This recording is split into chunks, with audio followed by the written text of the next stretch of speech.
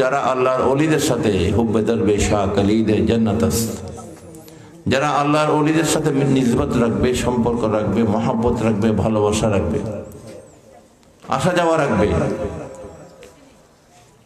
তাদের জন্য আল্লাহ পাক জান্নাতের ফয়সালা করে দিয়েছে। সুবহানাল্লাহ।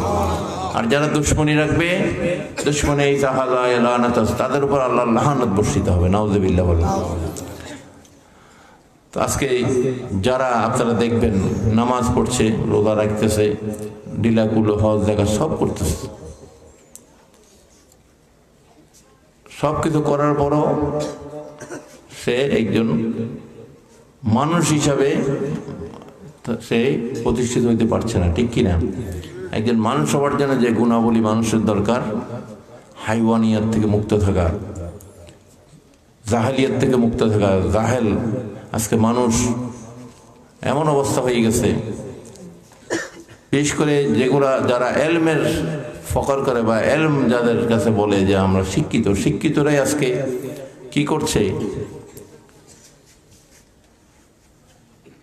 আজকে শিক্ষিতরাই পিতামাতাকে ঘর থেকে বের করে দিচ্ছে, শিক্ষিতরাই কি করছে?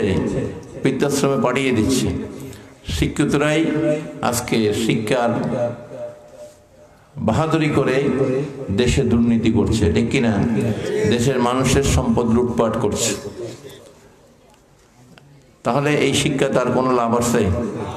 হ্যাঁ, এই শিক্ষিতরাই মানুষের প্রতি জুলুম করছে বিভিন্নভাবে, ঠিক কিনা?